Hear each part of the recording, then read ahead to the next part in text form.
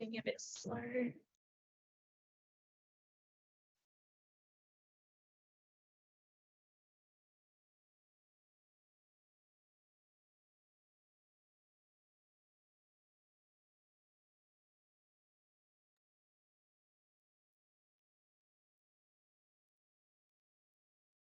People jumping on already.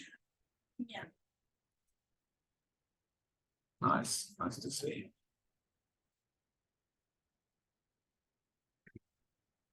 So it was being a bit touchy this morning. Uh-huh.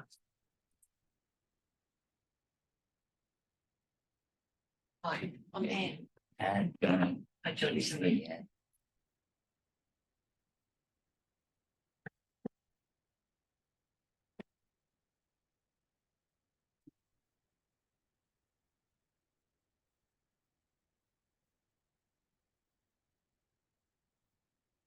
another thing we were both involved with, Johnny, was the review, the government review into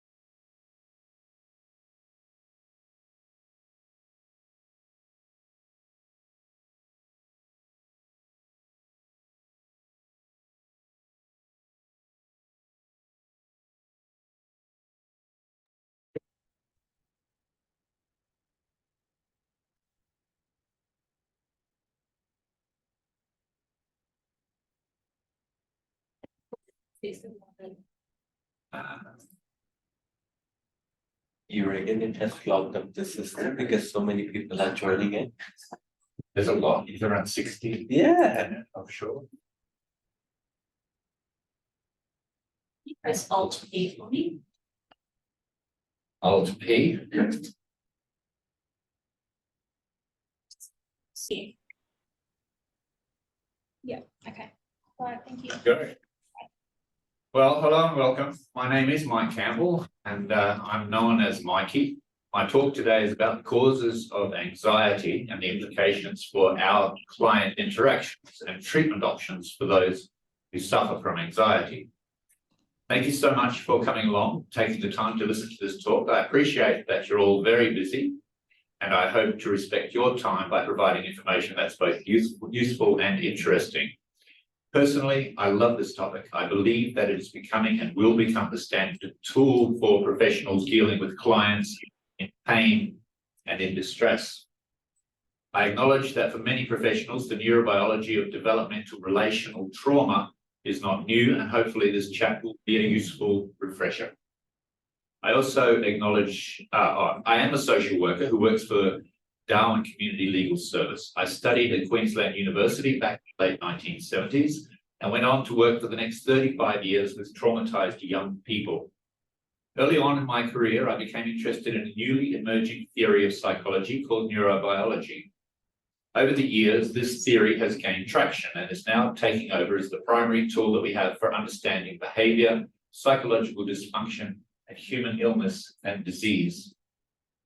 I have been an educator in neurobiology and worked with many organisations across Australia to trauma-inform their staff, as well as working with schools and international organisations who work with traumatised young people migrating to Australia on humanitarian visas.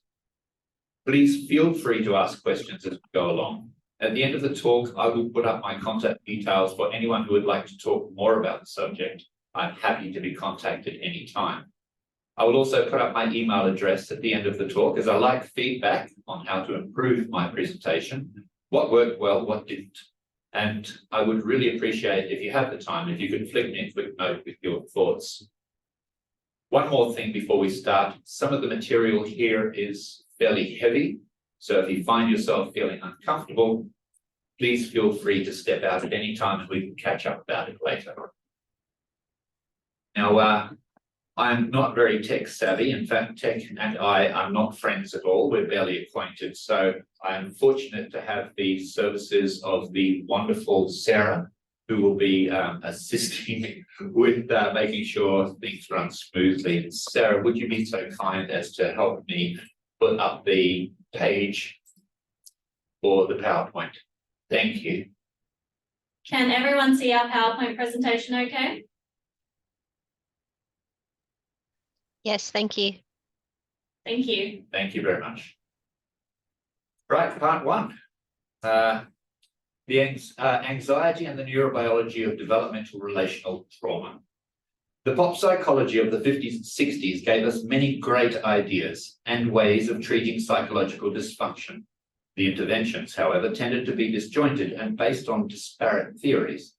In the 1980s, a branch of psychology called developmental neurobiology began to gain traction and is now taking over as a sort of unified theory explaining psychology of much of human behavior and dysfunction. It is emerging that at least the majority of mental health disorders can be understood and indeed treated by understanding the nature of the neurobiology of developmental relational trauma. Neurobiology being our brain and how it works, and developmental relational trauma as in trauma caused by relationship dysfunction or absence when we are children. There is currently something of an epidemic of stress and anxiety related mental health problems across particularly the Western world. Only recently have we begun to understand and accept the importance of neurobiology and its relevance to this epidemic. How the brain works, what makes it not work properly, how the subconscious or autonomic part of the brain affects and dictates behavior, and how we should attend to problems when they arise. When adults are having issues with their relationships, their work, their gut health, their sleep habits, their friendships, their sex life, their mental health, if they are having problems with their life, you can most of the time trace it back to problems with their neurobiology. And one of the first things we learn when studying neurobiology is that when things go wrong, you can usually trace the cause of the problem back to something painful or shocking that happened in our early relationships in childhood, a developmental relational trauma, or sometimes to a shock trauma event later in life. We generally understand that there are two types of trauma.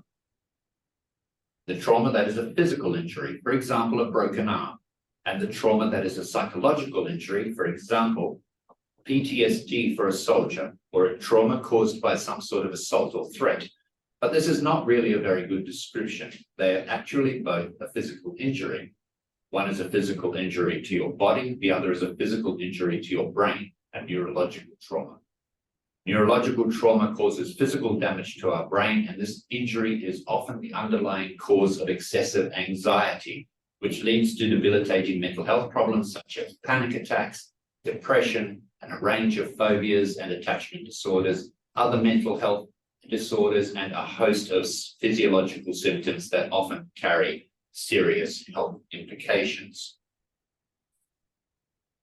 Part two, the reptilian brain. So to understand how the brain works, the first place that we need to go to is back in time. We need to understand how the human brain developed. We're going to go right back to before we were humans, when we were reptiles. The reptile brain is very simple. It consists of, sorry, I jumped too soon. It consists of a brainstem, a cerebellum, a hypothalamus, and most importantly, an amygdala. You can see there's a part of the brain in that crocodile that's not coloured in. This is not very important. It's the part of the crocodile's brain that deals with its snout and its nose. So I'm going to disregard that. So the reptilian brain has two jobs. The first is keeping the body running on autopilot. The second is to keep the organism alive when danger threatens. You will know this as fight or flight. The brain stem is responsible for vital life functions such as breathing, blood pressure, heart rate, and sleep. The cerebellum makes small adjustments in posture to maintain balance. The hypothalamus manages body temperature, hunger, thirst, sex drive, and also assists with blood pressure and sleep. The amygdala regulates fear and is responsible for fight or flight. This is the part of the brain that is primarily responsible for anxiety, and it is responsible for disabling trauma responses such as depression, panic attack, phobia, and so on. We will, of course, talk more about the amygdala. It is the key to understanding anxiety. The reptile brain does not have conscious thought. It only has autopilot and fight or flight when there is danger. Same is true for the human reptilian brain. When we rotate the reptilian brain for an upright hominid, specifically humans, we can see that the human reptilian brain is very much the same as that of the actual reptile. We just have to add the limbic system and the cerebral cortex. So when people talk about the reptilian brain being a part of how we operate, how we function, they're not talking in spiritual terms, they're talking in very real terms of a reptilian brain. This reptilian part of the human brain is responsible for around 90% of human decision-making.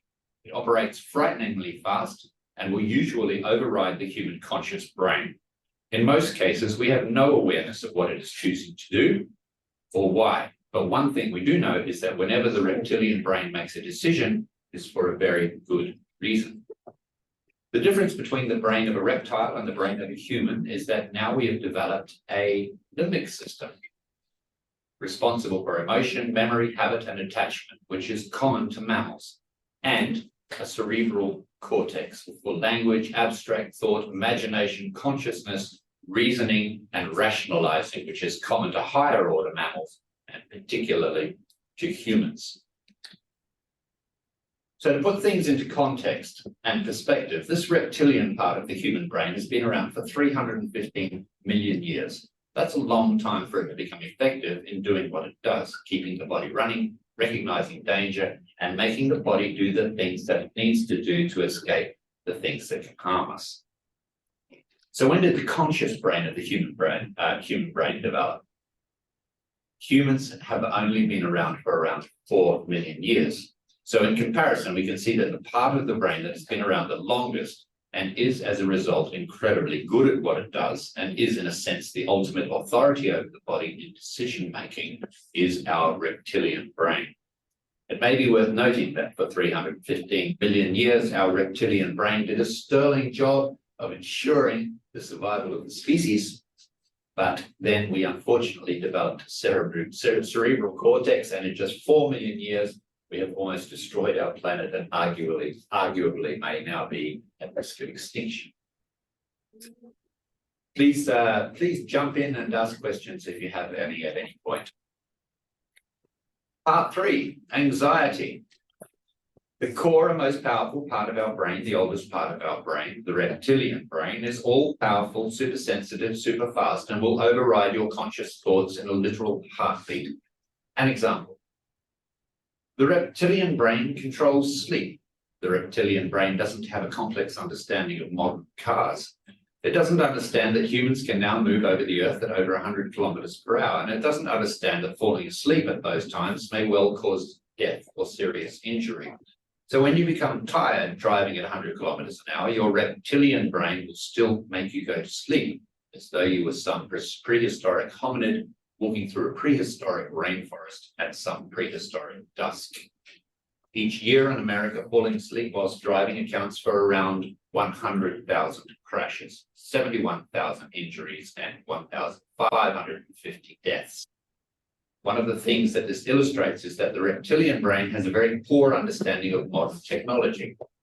This is important as it also doesn't understand modern systems of social support and systemic safety nets for caring for abandoned, neglected, abused, or orphaned children.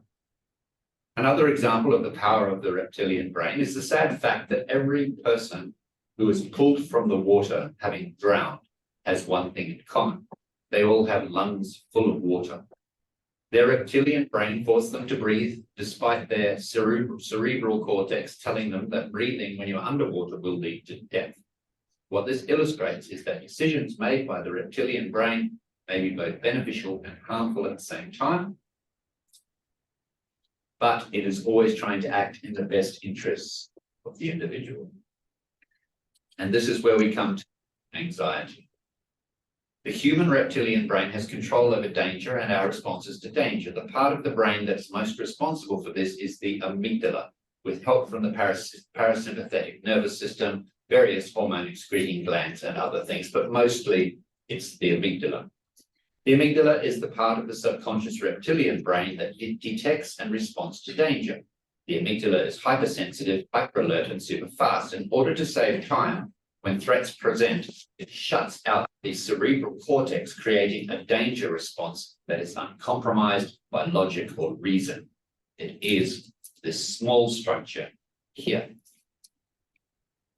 The amygdala causes anxiety, fear, panic attacks, fight or flight, and a host of psychological and physiological dysfunctions. It changes our heart rate, breathing rate, muscle tension, and floods our bodies with hormones like adrenaline and cortisol whenever danger threatens.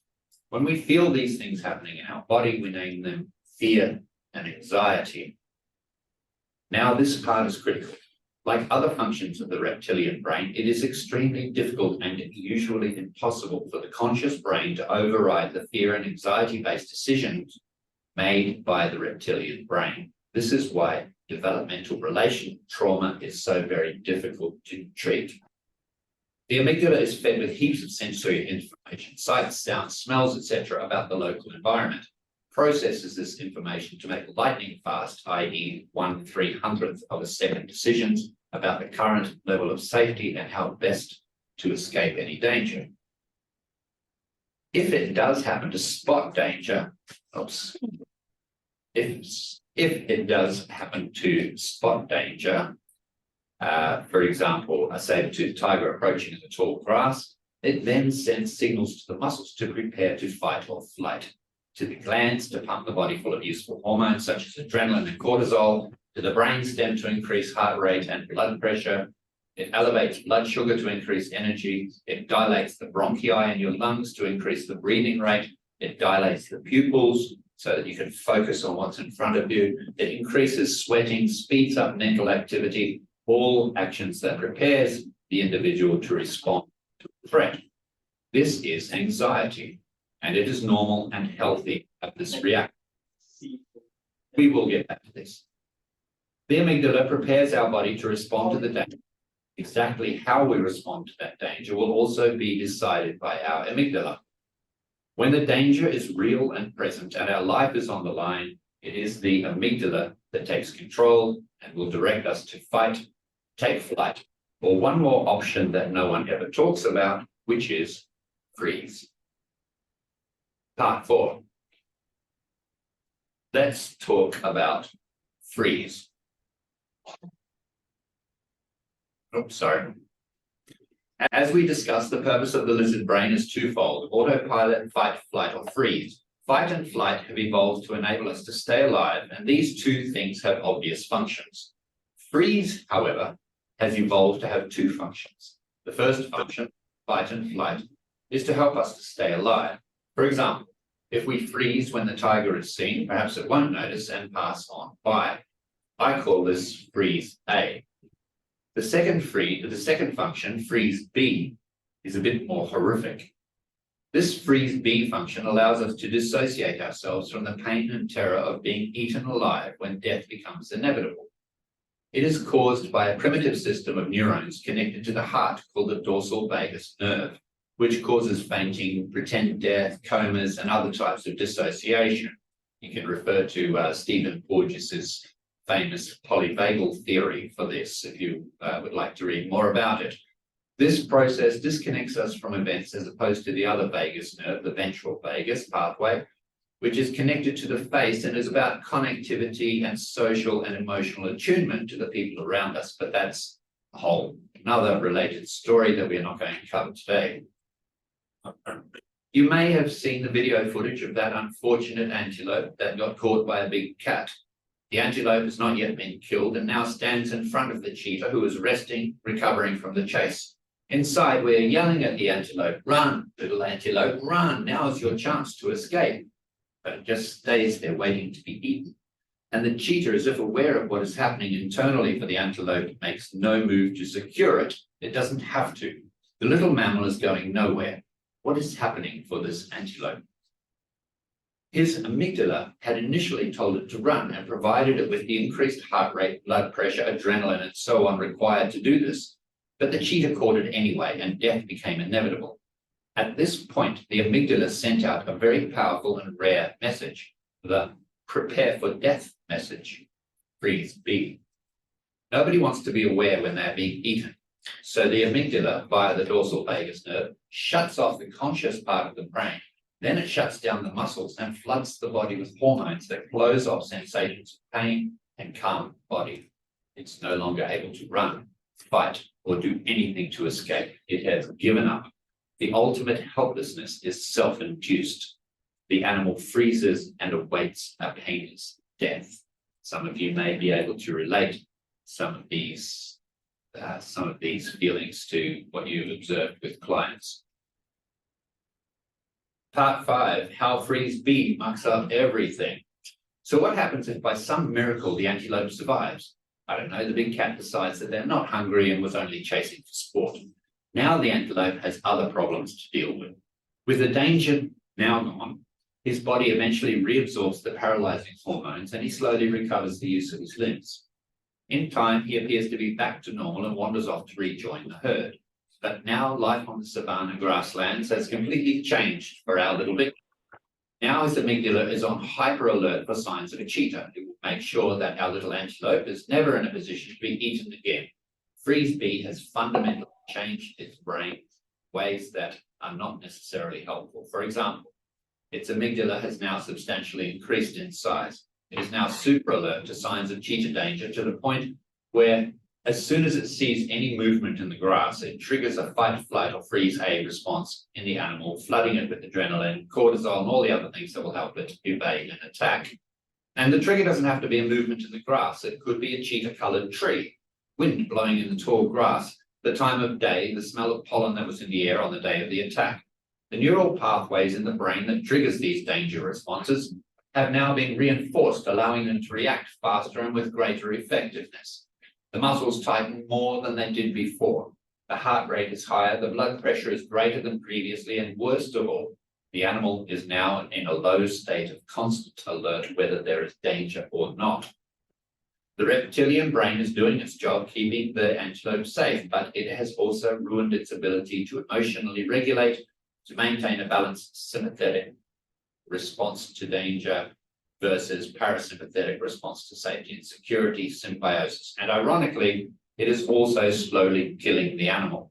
The constant flooding of its stomach, lungs, heart, liver, and other internal organs with the powerful chemicals in the endocrine system is harmful, and unchecked will ultimately lead to chronic illness and death. Part 6. What's that got to do with us? Everything.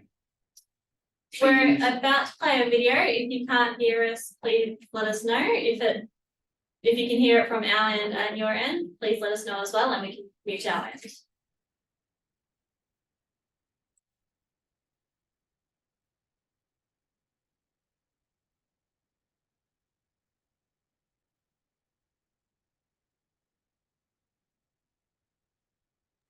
Can't hear it. Can't hear it either.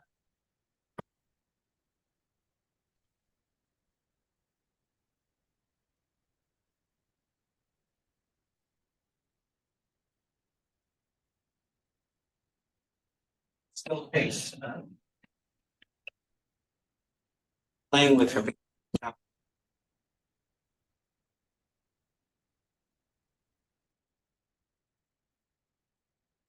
Still can't hear it. I think we could hear it for a second when you touched that thing.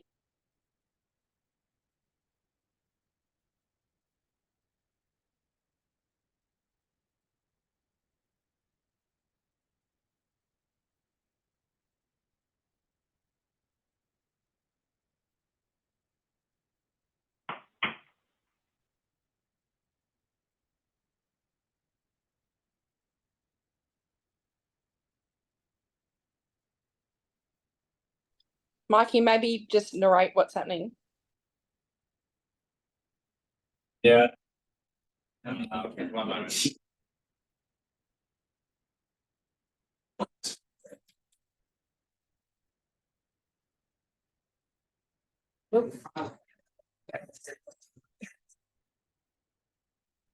So what's happening in this is that the mother has been asked to stop interacting with the baby, to stop the showing emotions and expressing interest and connection to the baby. So the moment that the mother does this, the baby starts to make noises, to scream, to gesture wildly, to point at things to try and get the mother's attention. The baby continues to do this and starts getting more and more upset until finally the baby gets so upset, then the researchers say, okay, end the non-contact. And the baby very quickly returns to normal. So what we see is that for the baby, there is a massive importance placed on the connection between the mother and the child, and the baby will do almost anything to retain that connection. The infant who has not yet developed its cerebral cortex still understands the importance of developing and maintaining that connection via its already developed subconscious limbic system, which is where emotions, connection, memory, and play happen. And you can see from this experiment just how crucial that connection is to the child. It's as if its life depended on it. And indeed, in times past, its life did depend on this connection. The child's lizard brain compels it to smile, to chatter, and to make noises of distress if it perceives that the attunement connection may be broken, all to avoid the possibility of abandonment. I'll say that again, all to avoid the possibility of abandonment. As we discussed earlier, for 315 million years, the reptilian brain of humans slowly evolved to produce a freeze-be response to the threat of imminent death. This is important because human children are unable to survive by themselves for the first 4 to 5 years of life. A human infant left to fend in the wild for itself will certainly perish, and the reptilian brain knows this. While it is true that in modern human society, orphaned infants will now be taken care of by extended family, foster carers, institutional care providers, it's also true that these systems of care are very recent additions to the timeline of human development, maybe 500 years or so, an indiscernibly small period of time in the context of 315 million years. In reality, the lizard brain has no knowledge of alternative care systems, and the infant's cognitive brain has not yet developed and can't inform the lizard brain of these care developments. So when a human infant loses its parents to, say, a car crash, homicide, government intervention, i.e. child protection, drug overdose, illness, or some other factor, its lizard brain immediately initiates a freeze-be response in preparation for the death that is soon to come. When a child who is between the ages of 1 and 5 experiences a freeze-be response to the threat of abandonment, you can be assured that the rest of their life will be characterized by an inappropriately high level of anxiety and stress, leading to the variety of mental health disorders that we mentioned above. And this will greatly affect their physical health, their mental health, and their capacity to enjoy healthy relationships with colleagues, friends, families, and lovers. Why? The freeze-be reaction has caused a range of shutdown events to occur in the child's body. We talked about these. This response, whilst distressing, is not in itself so damaging, but in the days, weeks, and years to come, the secondary effects will become apparent, and these are the things that will cause the damage. Freeze-be is what we have come to know as a panic attack. Part 7, secondary effects. So what are the secondary effects? Well, for starters, the infant's amygdala grows in size and moves to a state of hyper-alertness in order to ensure that such a life-risking set of circumstances never occurs again. It will scan every environment from every angle to ensure that the child is never again in a position of possible abandonment. There is also a significant loss of grey matter, as evident by these photographs of children's brains who were abandoned and left in Romanian orphanages. In a classroom setting, for example, a child may be unable to focus on lessons because his or her amygdala is constantly scanning their peers and teacher for signs of non-approval, which could lead to further abandonment. In the workplace, a team member may find it difficult to contribute to a brainstorm when they are instead focused on maintaining the positive regard of the group. In a pair bond relationship, a partner may be constantly seeking reassurance that their significant other remains committed to the relationship. This behavior, often unkindly described as being clingy, needy, or overly dependent, is a trauma response. The amygdala will shut down the conscious brain in scenarios that involve the possibility of losing the positive regard of a group or individual. It will often coerce and direct the child, the worker, or the lover to either grossly overemphasize or completely turn off their social connectivity behavior. A child who has been abandoned may now be inappropriately affectionate with adults and peers and behave around people in ways that may be considered to be socially inappropriate. Or conversely, they may become socially withdrawn and inaccessible. As adults, they are very likely to lose the ability to converse in social settings and become either controlling and overbearing or dependent with their significant other. The amygdala, working with the dorsal vagus nerve, prioritizes defense and self-preservation over nuanced emotional connection. It will inadvertently destroy the relationships it is trying to foster with its blundering attempts to keep the bonds that ensure that survival is maintained. Like the scorpion on the frog's back, it will persist because that is its nature. And despite all evidence to say that this response isn't working, it will clumsily continue to destroy relationship after relationship for its host human. And it's not just the amygdala that changes. The neuron pathways that carry the fight or freeze messages to the muscles, the glands, the heart, the lungs, etc., are now all super responsive. Their cell walls are thicker. Their synapses have bonded stronger. Even the alternative pathways, the ones that may lead to a more measured and logical response, have become weak and ineffective. And what happens when the relationships between the victim and the people significant in their life finally collapse under the pressure of inappropriately persistent connectivity and validation seeking? The fear of abandonment is reinforced. The inappropriately powerful neuron pathways in the brain created by the original trauma that compel the inappropriate behavior are made stronger, faster, and become more deeply entrenched. The pathways to a high anxiety response are reinforced and streamlined. After several decades of this repeated reinforcement, the high anxiety response begins to cause medical issues for the subject, including poor vision, stomach problems, sleep problems, migraine, fibromyalgia, damaged immune system, cancer, and so on. Eventually, this high anxiety becomes so bad that it transitions to a freeze-beat panic attack response that occurs with the slightest trigger. This generally starts to kick in when the victim is in their 40s or 50s, and the physiological damage from that point on can be extreme. But some people will be triggered into freeze-beat panic attack responses, events from the time of the trauma. Often these people will ultimately die from a resultant illness. I read somewhere that the life expectancy of a person living with abandonment trauma is around 55 years. From time to time, you may hear the term anxiety attack. There is no such thing. There is anxiety, there is high anxiety, and there is panic attack. I think that, I know that the meanings of words change over time, but I think that anxiety attack is being driven by, I don't know, media influencers or whoever who had a bad day and really want to express to people that there was a really, really, really bad day. But in fact, it's confusing the issue because panic attack and anxiety attack and anxiety are very, very different things. We have come to know the freeze-beat response as a panic attack, and one of the most commonly reported feelings from people who suffer from panic attacks is the feeling that they are going to die.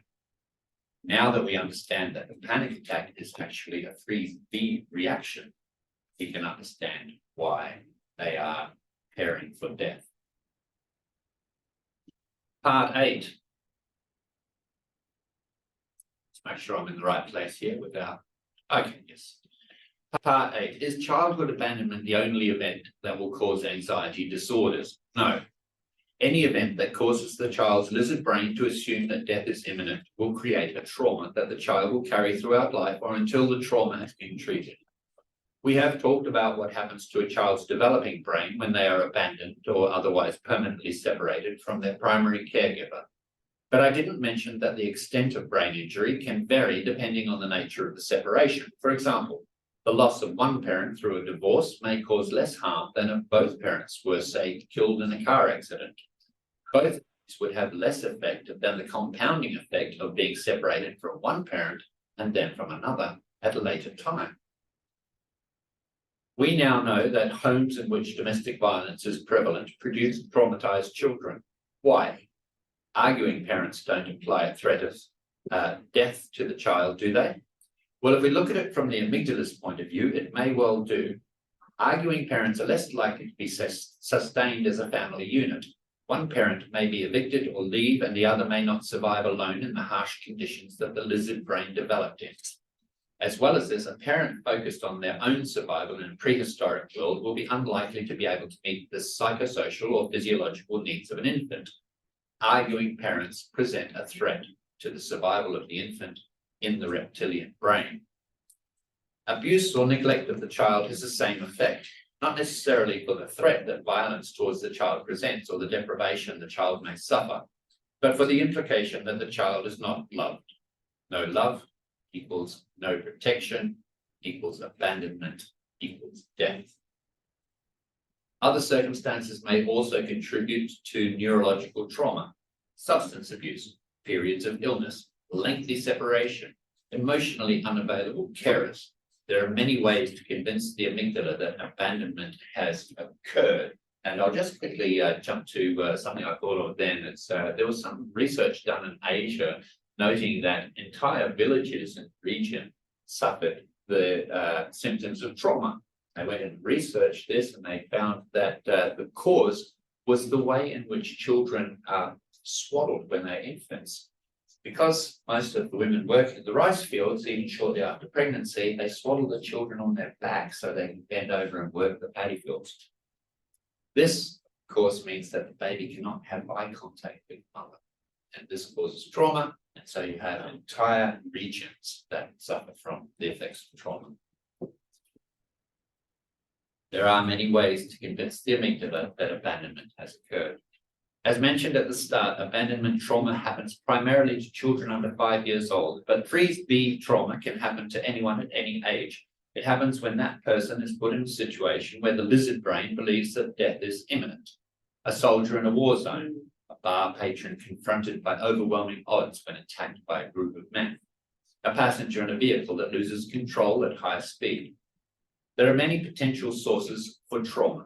The characteristics are similar, the underlying physiological cause is the same, but the resultant triggers for high anxiety and panic attack can be very different. The abandoned child may be triggered as an adult by realization that their adult partner is losing interest and may abandon them. The returned soldier may be triggered by the sound of a helicopter. The assault victim at a nightclub may be triggered by noisy crowds or the smell of stale beer. And the passenger who survived a car accident may experience panic attacks from a passing truck when the vehicle in which they are traveling exceeds a certain speed. Part 9, review. Let's consider the car accident victim in order to examine anxiety and its variants a little more closely. The passenger initially is mildly alert. Although she knows that the car travel can be dangerous, she trusts the driver and is alert only for hazards that the driver may not have seen. We might think of this as stress. This is 100% healthy and normal. But now the driver is going too fast. The amygdala, recognizing this, raises the passenger's heart rate, speeds up her breathing, and tenses her muscles for action. This is anxiety, and it is 100% healthy and normal. But now the driver loses control, swerving at speed across the highway. The passenger's heart rate is now super high, blood pressure crazy, and she is compelled by her lizard brain to put her hands on the dash to brace for a crash. Again, you don't think of these things, it all happens in the subconscious. This is high anxiety or freeze A, since neither fight or flight is relevant here, and it's 100% healthy and normal. And finally, the car spins completely out of control across the dividing line and into the path of an oncoming semi-trailer. Now, at this point, two factors line up. Death is imminent, and there is nothing the passenger can do to avoid it. These two factors seem to be key to initiating a freeze B response to danger. And in this case, that's exactly what happens. Passenger freezes, unable to move, they lose awareness of what is happening to them, and they become overwhelmed with a feeling of calm dissociation. This is freeze B, and it is 100% healthy and normal. All these reactions are healthy and normal, and following this terrible event, should the passenger survive, they will then be subject to triggers that remind their reptilian brain of the previous near-death experience with various degrees of freeze A or freeze B panic attack, which are also 100% healthy and normal. The reptilian brain is keeping the passenger alive into the future, and that is its job. Unfortunately, panic attacks triggered by vehicles don't age well in a modern world where people must work, go shopping, take kids to school, and pay bills. Part 10, implications for professionals working for clients who may have suffered trauma. In the course of your dealings with clients, you may have noticed some of the symptoms of trauma. Indeed, it is often the case that these symptoms have caused them to seek your services in the first place. This may not seem immediately obvious, but a client who suffers panic attacks, for example, is unlikely to hold down a job, or have support networks, or be healthy, or have their affairs in order, etc., etc. If they suffer from high anxiety, you may find that your client is highly conflictual, the fight mechanism. And this aggressive nature has created conflicts that you are now being asked to intervene in. You may even observe behaviors from your clients that are the direct symptoms of their anxiety. They may have difficulty focusing on the conversation or retaining details. They may constantly scan the interview room as though checking for some unseen threat. Your advice may trigger inappropriately aggressive reactions. They may have difficulty acting on plans developed in consultation with yourself. What can you do to help a client whose symptoms may be affecting your ability to assist them? I'm not a big fan of my acronyms, but you can see that these 4 things up here make an acronym which I do remember. I don't remember most acronyms, but I do remember PACE. PACE has been so useful for me in the work that I do. P, playfulness. Playfulness means creating an atmosphere of interest and fun using a light tone of voice as in storytelling. The ability to connect with a client through humor is a superpower that will quickly dissolve feelings of distrust and anxiety that your client may be feeling. And a useful tip is smile from your eyes, not your mouth. A, acceptance. Unconditional acceptance is at the core of communicating with trauma victims. Whatever the problem is at hand, it is important to ensure that the client knows that you will support them without judgment. For example, that didn't go well, so let's try again and let's see if it goes better this time. Yes, please. Can someone read that out to me? I can't quite see it. Are we able to enable closed captions? Unfortunately, I'm not sure how to do that, but we will send a copy of the recording to people at the end of the session.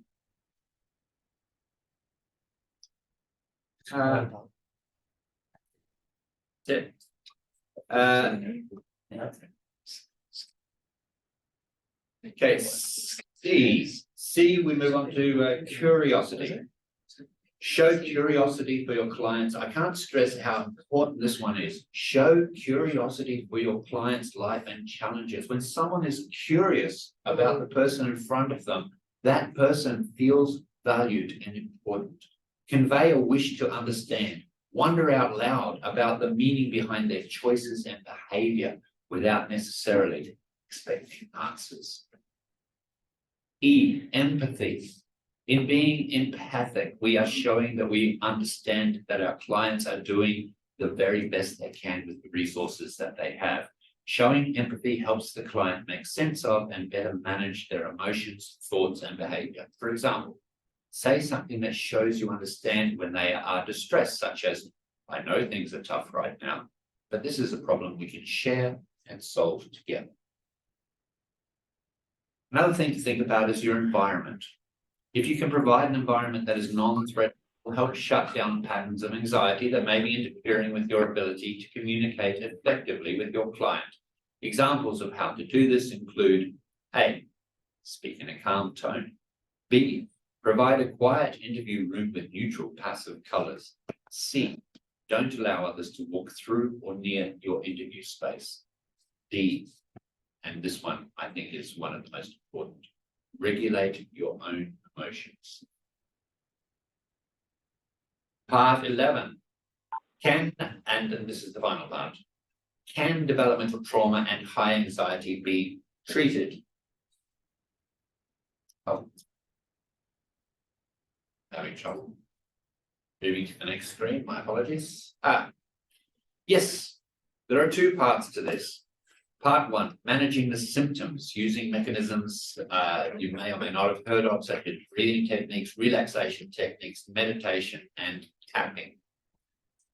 The other part is the psychological treatment of anxiety and attachment-related disorders, and there are several ways of doing this. The most popular therapy until now has been cognitive behavioral therapy, CBT, applied by a skilled clinical psychologist over a period of several months.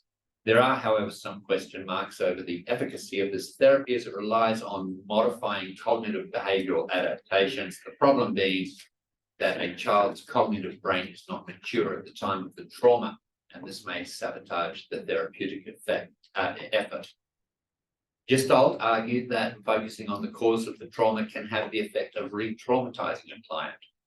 He proposed to focus on the client's engagement in the here and now, and this idea forms the basis of what we think is probably the best therapy in place at the moment, a psychotherapy called NARM, N-A-R-M, Neuroaffective Relational Model. Is a somatically based psychotherapy that addresses the nervous system dysregulation, distortions of the identity, and the interplay between the two that result from childhood and complex trauma. And I'm speaking mostly to the therapists here, my apologies. Like Gestalt therapy, NARM redirects the client's attention from the historic causes of the trauma and seeks to instead focus on current areas of strength, reinforcing the client's capacity to regulate their emotions and developing a healthy and positive identity. So this is, in a ridiculously brief overview, the neurobiology of developmental relational trauma. Thank you so much for listening. Please feel free to contact me on either on the email addresses up in front of you or the phone numbers that I've provided. Thanks so much for your time. I really appreciate it. And if anyone has any questions, I'm going to sit back for a second and have a mouthful of my coffee.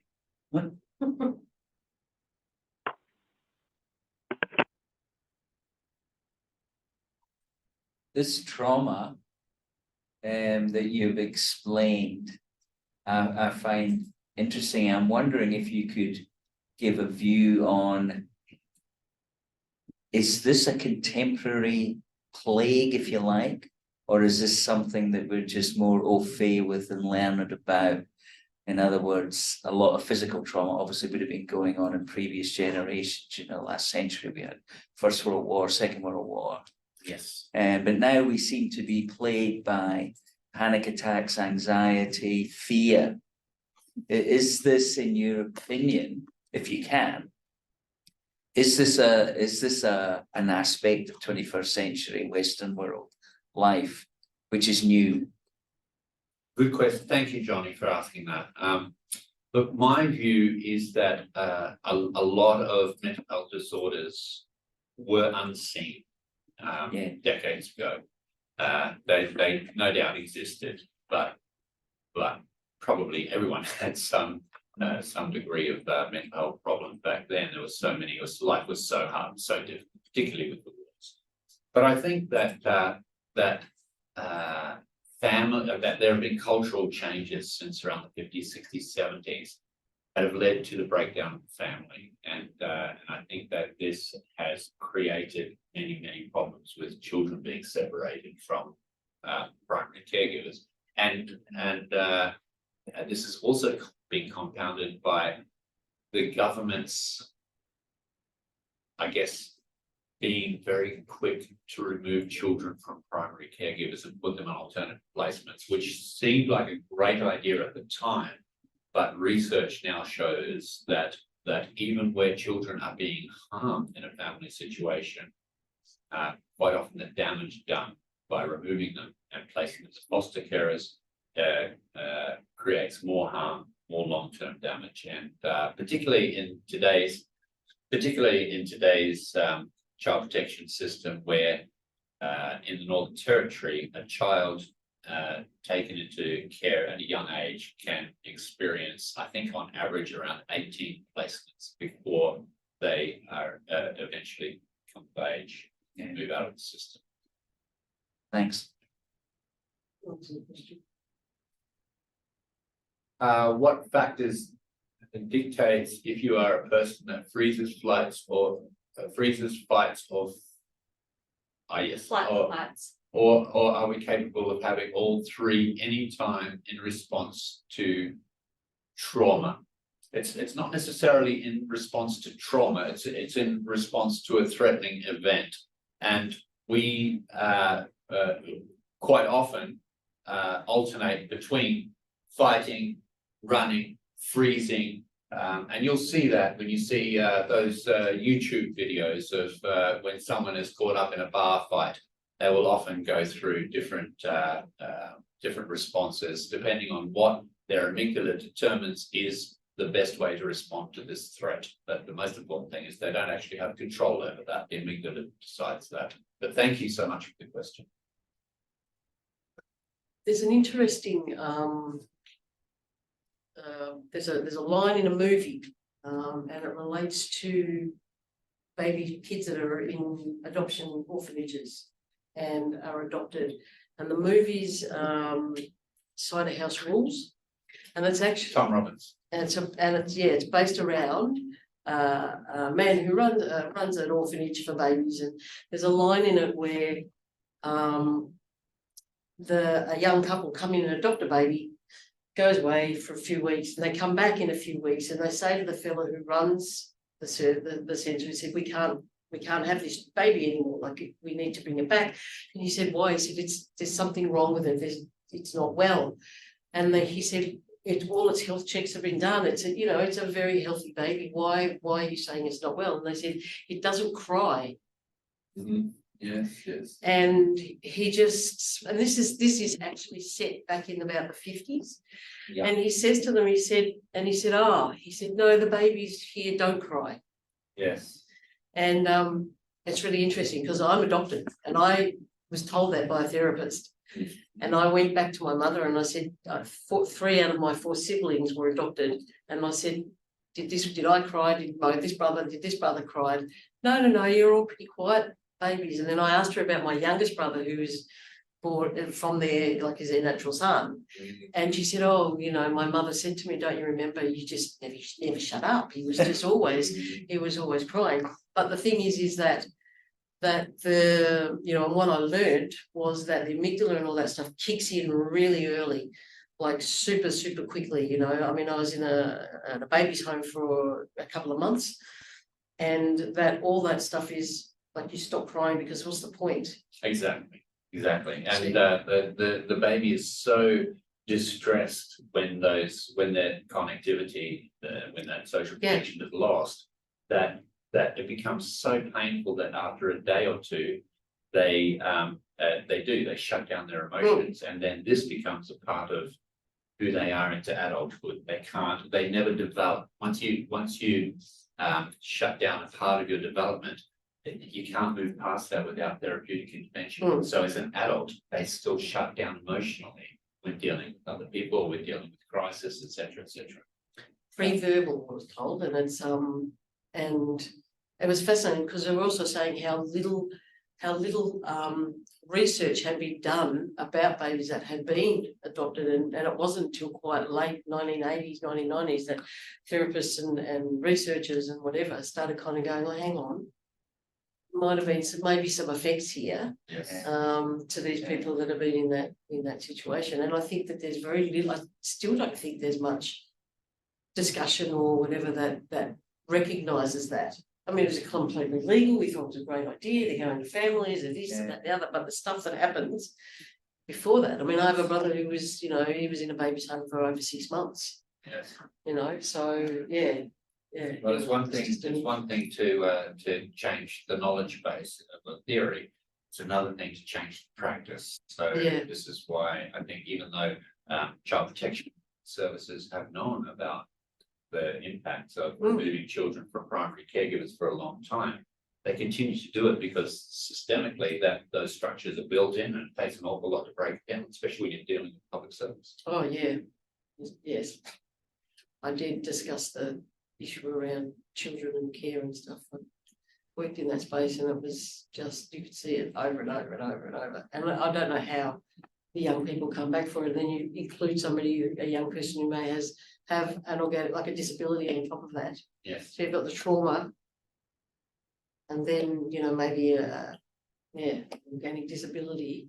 Absolutely. Oh, And So another tough. question that we're starting to look at now is how many of the disabilities that we deal with, particularly the mental health disabilities, yeah. how many of them stem from early childhood trauma, and how many of them could benefit from therapeutic intervention.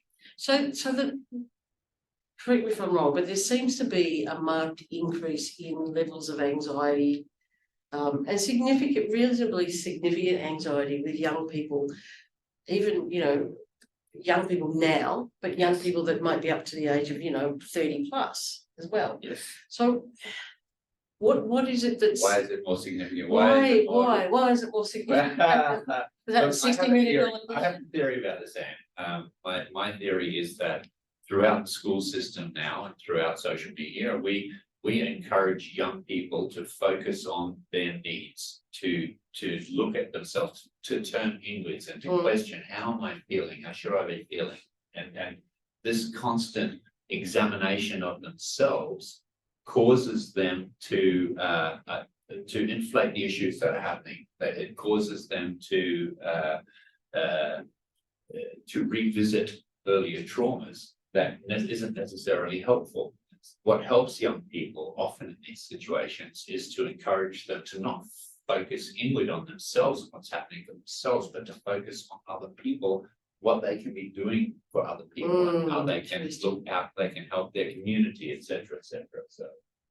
So the lizard brain is still doing what it would normally do. It's just the environment and the world around that's changed, and that is now. Yes, Yeah, absolutely.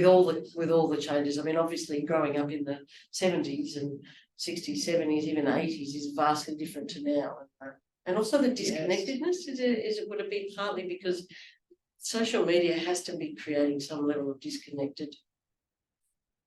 Or isn't it, doesn't it matter if it's, is it, I mean, I feel like there's soon we'll have people with no ears because they won't need to listen. They just got to read it and it'll be, you know, whatever. I don't know, but you know, we'll have people with giant thumbs and. Yes. You know. Can you folks online hear our conversation? I don't know if anybody's left. Yes, we can.